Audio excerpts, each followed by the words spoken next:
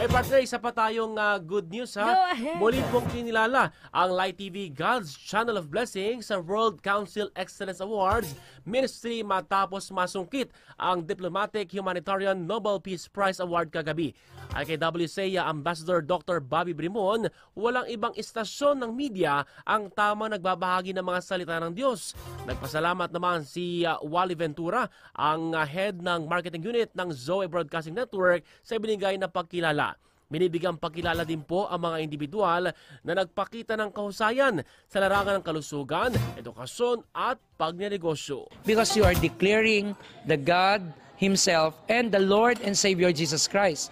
There is no even lighthouse in this world na katulad ninyo that you are sharing the gospel. Isa pong hamon po sa ating stasyon na patuloy po tayo ng magpuproduce ng mga programa at magbo-broadcast po ng mga programa na mayroon po ang competitive, creativity, and value-oriented na mga content. Yan pong tinig ni na WCEA Ambassador Dr. Bobby Brimon at Wal Ventura, ang marketing unit head ng Zoe Broadcasting Network.